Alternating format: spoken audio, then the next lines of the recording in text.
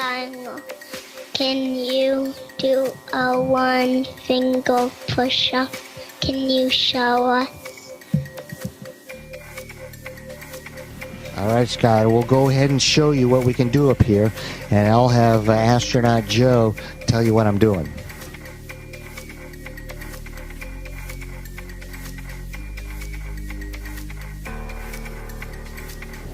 So he's doing the regular two-handed push-ups like you guys would do down there. Oh, he's getting strong. He can do one arm. Can you do one arm? One finger. I see it.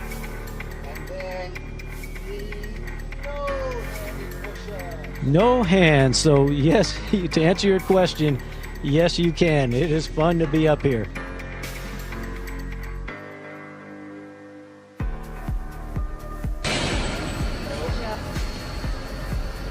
Now's a good time to also do some push-ups if you want. You look pretty good when you're doing. Can you go this way? Yep.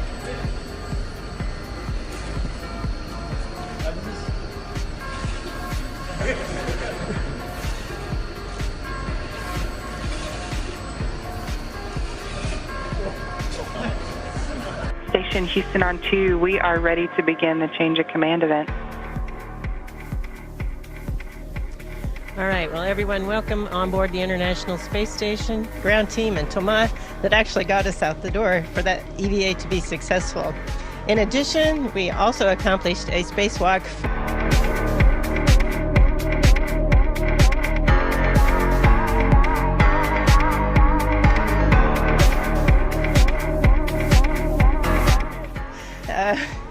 Getting a repair done on an external MDM. That MDM failed, and we had it repaired within 3 days.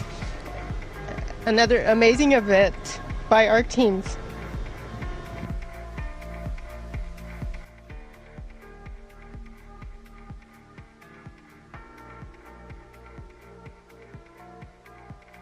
In addition, Expedition 51 Thomas was able to grapple the Cygnus vehicle, and we unloaded thousands of pounds of cargo and reloaded it with trash during the time frame.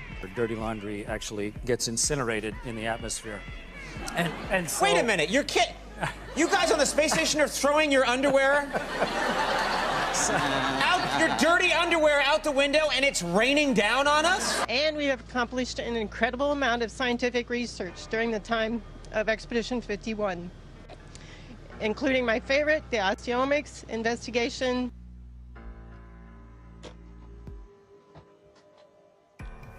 the European grip and grasp and Mars experiments,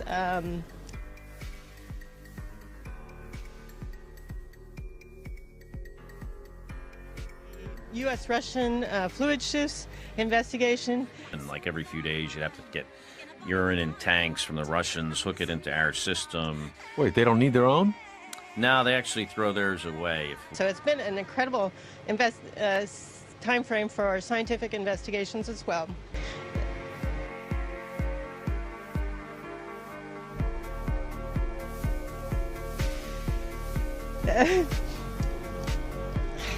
We are, of course, going to miss Oleg and Thomas. They are exceptional astronauts.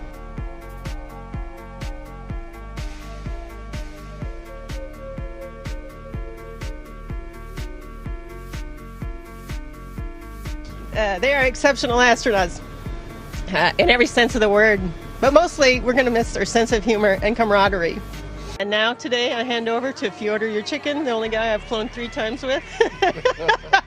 And so welcome to your command for Expedition 52, Fyodor.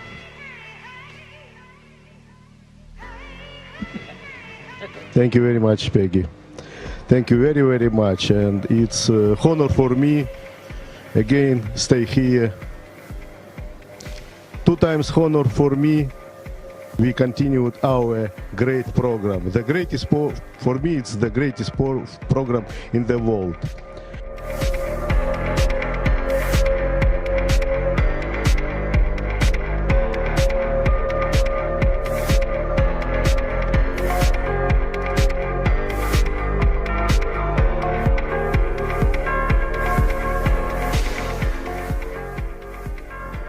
first reason you ever want to make a film is that the script is very good and the director is very good. I love the screenplay, and I think that Alfonso is one of the most talented directors in the game.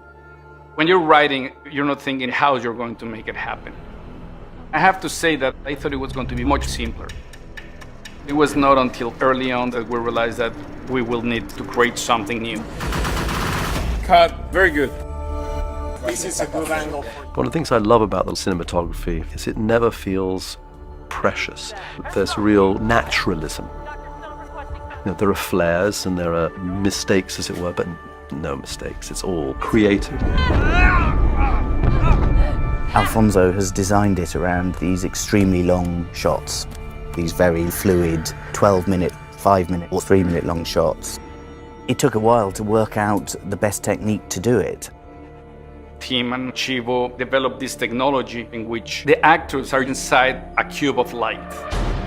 The three main elements of the light box are the robot moving the camera, the light box moving the lights, and the tilt rig moving the actor. If what we're trying to simulate is Ryan tumbling into the shuttle, we tilt Sandra backwards and forwards to help it. And at the same time, all the lights are spinning around in sync with this complicated motion. I mean, it was literally like these rigs had your life in their hands. If something broke, I had nothing to hold on to. If some camera came crashing through my face, nothing I could do, you just say goodbye. Sandra has this dancer background, so she took this approach of prepping herself for a very complicated choreography. She trained like crazy for 5 months so that she could work with those rigs without conveying the tension of the rigs. So the moment of the performance is just pure expression. Whether it was the cage or whatever rigging system they had, you just embraced the pain because these were all unique creations of brilliant people who had to think of something that doesn't exist in order to make a movie Alfonso was told couldn't be done. Explorer, do you copy? Explorer, permission to retrieve Dr. Stone. The technology was never the motivation for making the film. We wanted to tell a story, and it was about developing the technology that was the only way that this story could be told.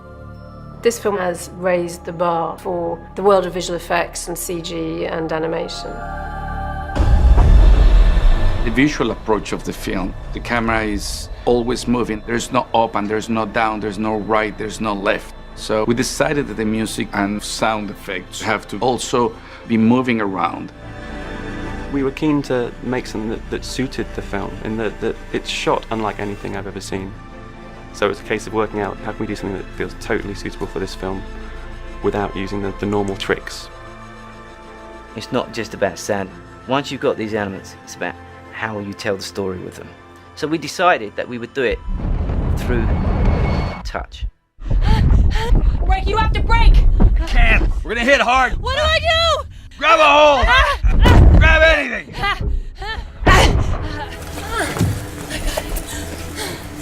Cut. We need another. Can you do another one? Let's do that. This production was very physically demanding. The challenge was how to make that seem free and spontaneous. And that's a testament of the amazing actors that Sandra and George are. This, you just lay yourself in the hands of the smartest guys in the room. Alfonso has given us beautiful, elegant filmmaking. Simple on the surface. The complexity challenged everybody, but none of that is visible. It's great.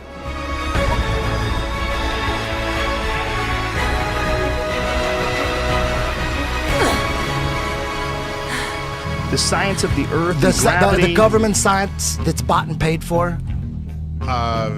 So you spin. You know, when you spin pizza dough, it kind of flattens out. It gets wider in the middle, and so Earth, throughout its life, even when it formed, it was spinning, and it got a little wider at the equator than it does at the poles. So it's not actually a sphere.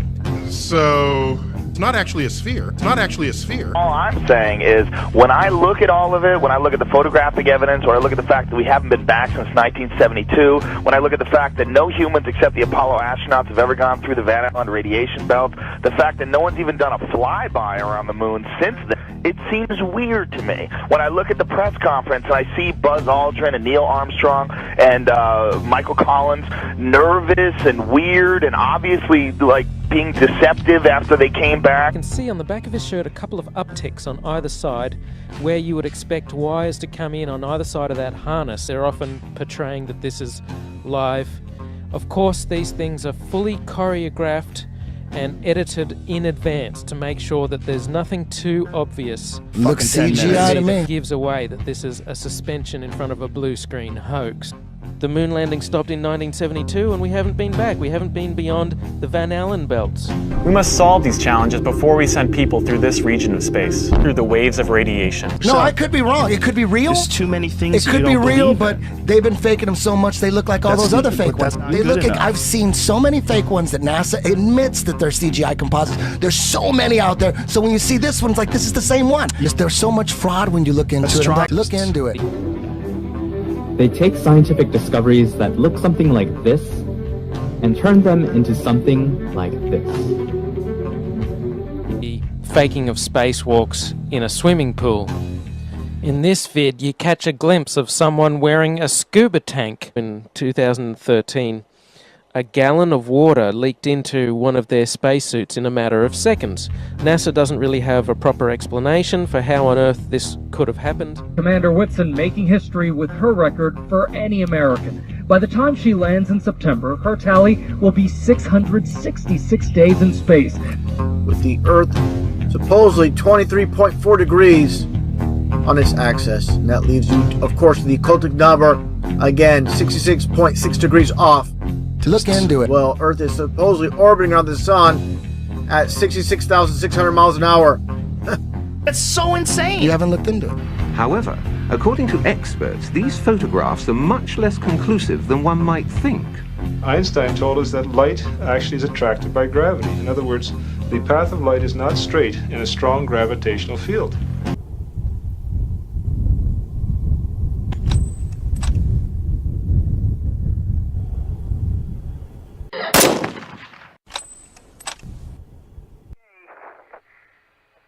We see that one went all the way in.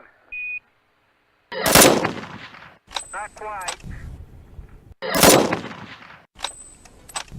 Yeah, that's that zero-G plane that people can take for around $5,000, where you can experience what an astronaut feels when you're falling out of the sky in an airplane and the plane is falling just a little bit faster than you are. And you rise up. And what happens when you do that is your hair often flops about. But it certainly never stands straight up on end, like how the actor nuts on the BSS likes to pretend that their hair just magically stands on end. It doesn't happen. Watch this clip of parabolic flight and see for yourself.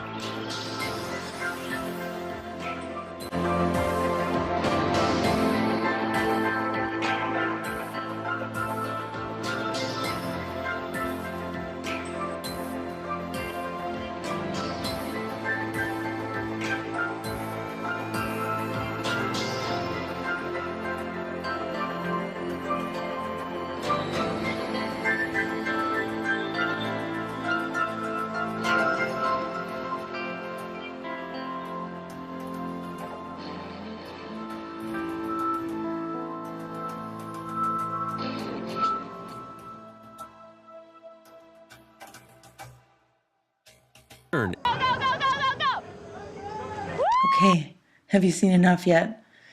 I know I'm drilling this in really hard, but you need to really understand. Hair does not do this or this. It just doesn't do it. It doesn't stand straight up or this. And the reason that they do this is because of the difference between being parabolic and then being non-parabolic. You would notice the change in the hair from hair falling to hair not falling. So to join the gap, they fixate the woman's hair to stand straight up all the time. So there would be never any controversy over how the hair appears. It's always standing straight up. So I guess it's just a one dish at a time sort of thing, huh? The good part is, like a lot of meals on space station, it tasted fine. It's just you had to eat things individually. But the taste is good. You sort of use your mouth as a bowl and just mix stuff up and eat it. It's not the same, but it's all right. Hey, tell you what, so you can see, what we're facing here in weightlessness. We'll take our asparagus and we'll take it and go rehydrate it, and then you can see what it's like to eat asparagus. Yeah, Chris Hadfield, why don't you do that? Why don't you fly on up there and show us what it's like to eat in space? Because we're all so anxious to watch you. Watch more trickery. So keep your eye on the spinning ball. Guys, what is one of the first things you ever learned? I always said, the hand is quicker than the eye. Well, in this case, it's true. Because all they ever want to do on the space station is have you watch whatever they are spinning in their hands. It's always the same. This show never changes its format. Asparagus. They've always got some little thing spinning, and they want you to watch. But I want you to watch something else. So don't watch what he's doing with his hands. I want you to watch the top right corner. Around the outside. There is a pair of scissors. They're very motionless right now, but they're there. They're right next to the edge of a blue, something blue that's sticking down. And you just saw the scissors move just a little bit. Keep your eye on those scissors. Don't take your eyes off of them while Chris is cutting open the pack of asparagus and disgustingly licking off those scissors. Keep your eye focused on those scissors and watch the real magic in space happen. You don't want to load your spoon up too much or the food will fly everywhere. So imagine trying to mix other food in with this when the package is already this full. It really just, it's not possible. Edit. And you can't really hold 2 of these or 3 of these at once. Two so you kind of edits. just need to eat one and then eat another. 3, 4, 5, 6, 7.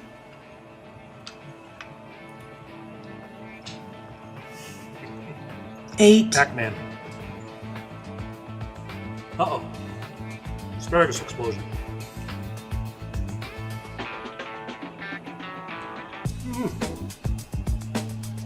Nine. Keep watching those scissors. 10. 11. One last piece of asparagus, 12. we'll leave it upside down. Just because we can. There you go, guys. That is fascinating. Okay, next. Here's a bunch of flashy video. See that flash? Flash. That's an edit. Flash. Each time you see a flash, it's an edit. And watch the ridiculousness of her putting water on her hair. Yet no water seems to be going to her hair. It looks to me that the water that she barely squirted out all just drifted away from her. Watch her try to capture it back and wet her hair. But it doesn't happen. And then we're going to see edit. Oh, magic. Look, wet hair. Wow, how did that happen? Amazing. Flash. She's now turned the screen sideways. Shampooing. Got to put that shampoo on that filthy, dirty head. Flash. Now she's facing forward. How is this? Flash. Different angle again. Each edit represents the end of a parabolic flight and the beginning of a new one. You see, they can't reposition the actor in the same spot that they were standing in when it all stopped. They just can't start and stop this perfectly every time. So that's why they always have some gimmick to have you watching. This time they really didn't, because she's not using her hands that much. But you see the flashes. Those are edits. And once you start seeing them, they become so crystal clear that you can't stop seeing them. All you see is flash, flash, flash. It just gets ridiculous. But not as ridiculous as the lies that they're spinning to us, making us believe that there's magical ISS in the sky.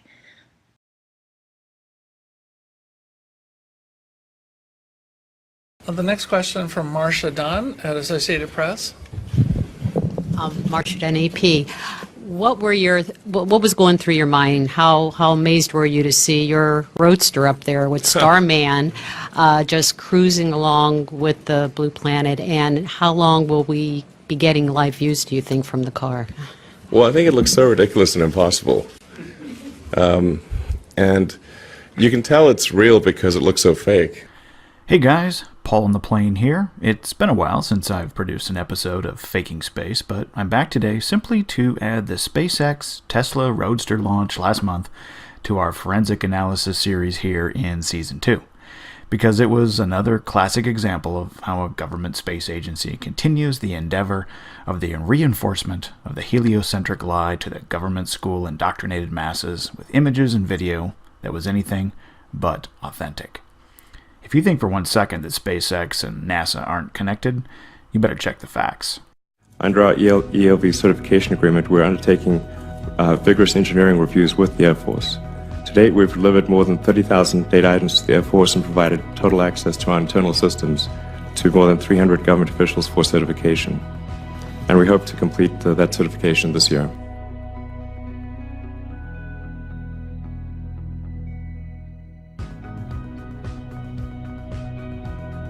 Today I'm just going to highlight a few of the many different problems with the footage and then file it away in our Faking Space series as one more piece of evidence that we are all being lied to.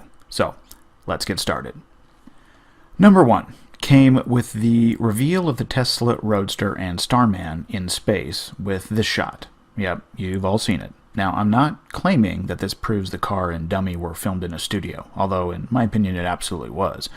But what I want to point out is how the camera reacts to the change in the new background image and the change in the level of light. Watch it again slowly as the top of the SpaceX rocket opens up and how the camera reacts, which reveals undeniably that the camera has two things, autofocus and auto exposure features. The camera is first focused on Starman and the background of the inside of the rocket, or so we are meant to think it's the inside of the Falcon Heavy. But when it opens, the camera is able to focus on the image of the Earth behind it. That's how most cameras operate. That point is secondary, however, to how the camera reacts to the change in light. When the rocket pop top opens, the flash of bright light we see is because the aperture of the camera was wide open, because the inside of the rocket room the car and dummy were in was very dark. But the aperture quickly closes automatically because of all the light now bombarding the Tesla Roadster directly from the sun and from the sun's reflected light off the Earth, or so we are meant to think that's how it works. The camera auto-adjusts to the new level of light in that instance, and we eventually can see Starman soaring in front of the Earth in all its glory.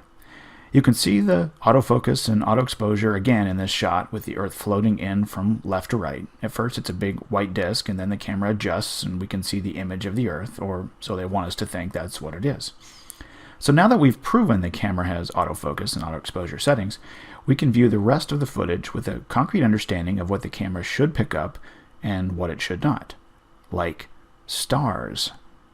With the camera's aperture wide open inside the dark room, when the rocket first opens, we should see it pick up the stars in the background. After all, we're continually told by the space agencies we don't see the stars in their space footage because of the amount of ambient light coming from the Earth. But with the lens wide open and able to receive all the light from the stars, they don't show up, even for a split second. And when the camera floats around and is pointed into the deep dark blackness of space and the supposed light from the sun and ambient light from the Earth is behind the camera, we don't even see a couple of the brightest stars? You're kidding, right? All you photographers out there should be calling bullshit like I am. Guys, they're faking space. Okay, number 2. I saw quite a few YouTubers pick up on this quickly, right after dissecting the footage of Starman floating in front of an image of the Earth. And they are spot on. Watch closely the CGI glitch of the Earth in the background as the Tesla floats in front of it. Did you see it? Watch it again. This time slowly. Now, why is this significant? Because Starman and his red chick magnet of a car didn't glitch. It was only the background of the moving image, meaning it's a layered video feed. If it was a camera glitch, you would see Starman, his Tesla, and the Earth all glitch simultaneously in the same way, in the same direction, and all recover at the same time. You don't, because it was just one layer of the video suffering this glitch, while the video feed of Starman and his hot ride, the top layer, was consistent. Busted. When are you guys going to start asking yourself why they have to fake all this science fiction garbage if space, as it is presented to us in our government schools and in the mainstream media, is true? Okay, number 3. The last one I'll point out today is the anomaly, I call it, on the Earth image video layer here. Look through the Tesla windshield and you can see the dark spot going from left to right. It looks like a long space turd. Unfortunately, Elon, it looks like a few pixels on your flat screen just went out. I have no idea what that is or why it appeared on the video layer other than it's not supposed to be there, because we've never seen a long black turd floating above the clouds in any of the other hundreds of Earth shots we are spoon-fed from the government space agencies, from the Epic Discover, the Himawari, the Electro-L satellites, which give us all these amazing, quote-unquote, photos of the spinning, orbiting space pair. They aren't photos. This channel has debunked that 1,000 times over.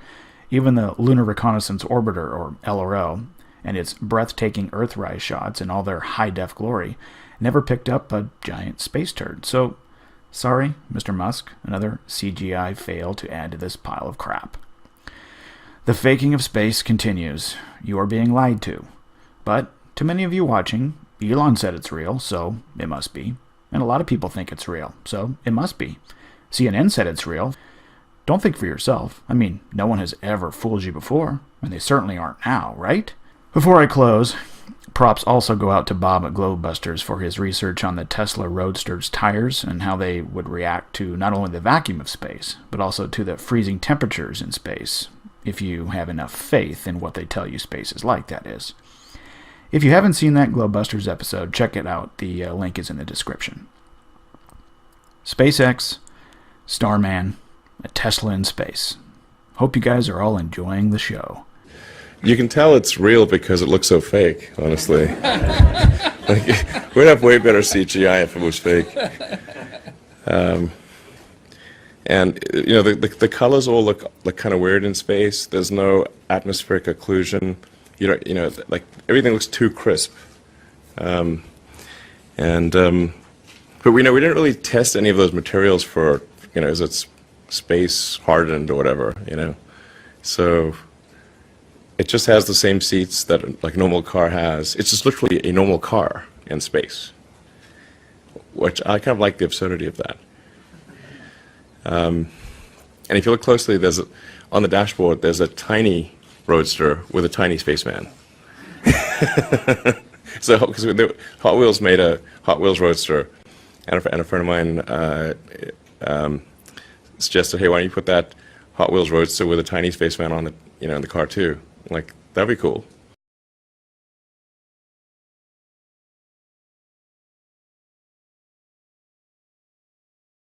We're going to talk about NASA's Nikon digital cameras aboard the ISS, the ones they've been supposedly using on spacewalks since the early 2000s. Now, I did have a difficult time finding information on these thermal blankets, these covers that they're wrapping the cameras with when they do spacewalks, and didn't even find any real usable video footage of the cameras being used on those spacewalks. And even still, photographs were hard to find. Searched the internet for them, and the most I could find were medium to low resolution images, and that probably shouldn't surprise anybody. So here's a list of digital cameras that NASA's been using on the ISS. The list from Wikipedia. They're digital cameras. And this is Nikon's press release from August 25th, 2017, stating that NASA has ordered 53 Nikon D5 cameras from them. And if you'll notice in that remark that it says, NASA have not requested any special hardware modifications to any of the 53 cameras in its order. So these are stock cameras, guys. These are actually stock cameras, off-the-shelf cameras that you and I can go buy today. Here's another older document stating the same thing from around 2008, showing the DS3 being used at the time. Again, same thing. It says NASA uses off-the-shelf DSLR gear, and you can see the red underline line right there. Same stuff going on. So a few things to consider, as you'll see in this photo of the astronaut holding the camera. Notice the lens is bare and exposed to space. It's a Nikon 28mm AFD. It's made of plastic, glass, metal internals, and some rubber grip rings around the barrel. Here's a closer shot of the rubber ring for manual focusing. And you can see that the lens has kind of a plasticky look and doesn't look like something that would be hardened for space, that's for sure. In these particular photos here, we can see the thermal blanket on display showing a little more detail on how the cover looks and wraps around the camera. I came across this particular article in Popular Photography magazine, published July 27, 2011, and it states, the thermal blanket protects the equipment from the temperature extremes during the EVA. If you look down lower, it says, typically tend to keep touch temperatures between 120 degrees Celsius and negative 129 degrees Celsius. Now, there was actually a link within this. I could not click the link and get it to go anywhere. It just went to a dead page on NASA's site. So the link for the PDF on explanation of the thermal blanket is now gone. It's been removed. So not really sure what's going on there, but I could find nothing on that now. Now let's hear what NASA has to say about the operating environment in space. We expect to have spacewalks during my ISS mission. One of the neatest things about the spacewalks is when you're in the sun, it's about plus 100, 250 degrees. So it's really hot. And so we have thermal covers, we protect all our equipment, metal gets really hot to touch. But as soon as that equipment goes into the shade, either the sun sets or you block it, or it's just shaded by space station, it goes to minus 250 degrees. So the coldness of space. So literally, you could have your hand at 250, plus 250 here, put it in shade, it's at minus 250. So that's what makes our spacesuits so amazing. They can protect us and keep us comfortable in those radical temperature changes. Okay, so we just heard that the operating environment in space is extremely harsh, roughly a 500-degree difference between the sun and the shade. Now let's take a look at the astronaut spacesuits. They consist of multiple layers of protection and even include a heating and cooling system to keep them comfortable and safe while on spacewalks. Now let's see what Nikon recommends for the camera's operating environment. 0 to 40 degrees Celsius or 32 to 104 degrees Fahrenheit. Yes, these cameras can operate well beyond these temps, but it's not recommended, and adverse results can occur, including battery and electronic failures and slowdowns. So NASA says the thermal blanket is made of Mylar, Kevlar, and aluminum. It's said to provide protection from negative 100 to 150 degrees Celsius. It says nothing about radiation protection, which is kind of odd. And it apparently costs $20,000, so very, very expensive. In my research, I could only find variants of the claim material that NASA says they use to make the covers, and all of them have kind of a shine or a sheen to them. So take a look at this sample of Kevlar and aluminum material that I found.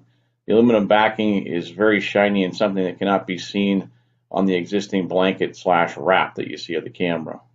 If you can find this magic material, please send me a link. I'd like to see it.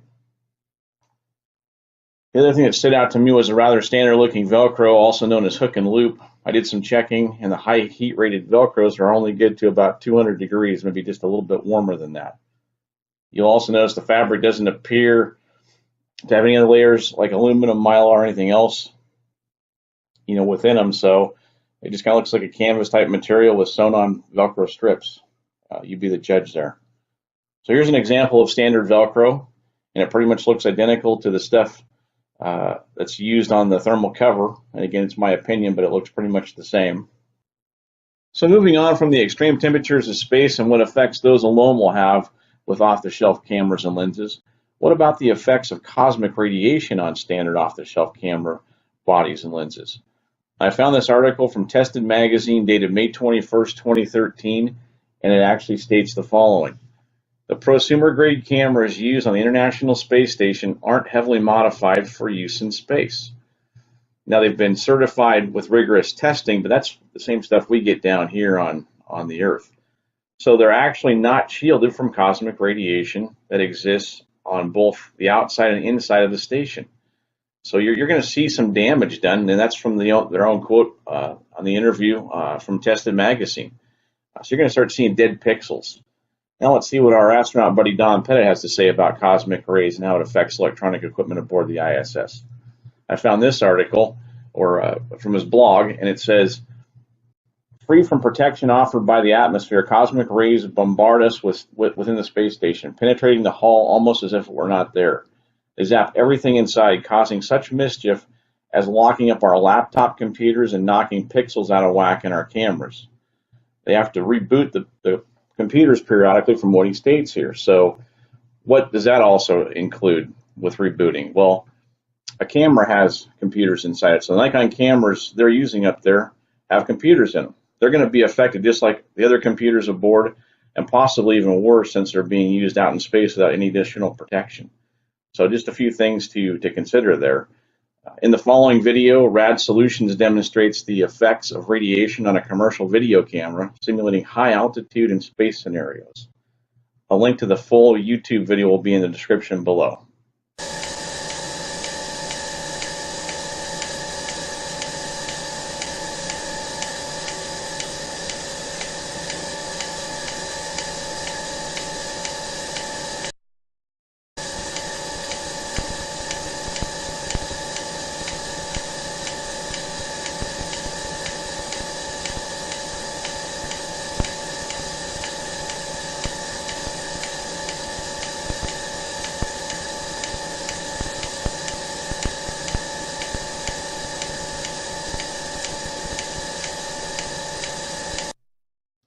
As you can see from this test, the video camera sensor and electronics begin to suffer the effects of radiation pretty quickly, and ultimately it creates total camera failure. So yes, you can argue the thermal blanket provides little protection from the extreme temperatures of space, but I still don't think the cameras would work for much more than, say, 10 to 15 minutes before the electronics fail or the battery is too cold to function properly. The thermal blanket simply is not like the environmentally controlled spacesuit with heating, cooling, and radiation protection. It's just some high heat resistant fabric wrapped around the camera and does nothing more. So draw your own conclusions, but I think logical thinking and analysis of the thermal blanket, that cover, provides plenty of evidence that this magic cover is BS, nothing more. Okay, last but not least, I decided to include a few photos of the early spacewalks. They proved to be interesting as well. Let's take a look at the exposed camera in the photo. You'll notice that it's bare metal with no protection of any kind. The film being used in these cameras would not only suffer from heat damage, but also suffer from the effects of radiation, causing possible fogging, streaks, color shifts, lack of contrast, just to name a few. Everything about making the film was different to how films have been made before.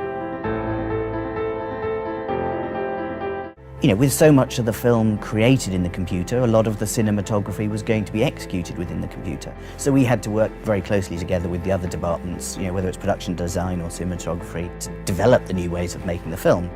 This was easily the most challenging job that Framestore has ever done. I think part of the reason that people wanted to be involved was because the director was so involved and so present here. We were really lucky to have so many great artists involved. There were a lot of moments where we weren't sure how or even if we could do what was being asked of us. We were really bringing the entire film to life, so it was an easy film to feel really connected to feel like you were a part of. I think that's something we could probably take from this experience, and hopefully other productions are looking at this from the same angle. But Gravity is a special case.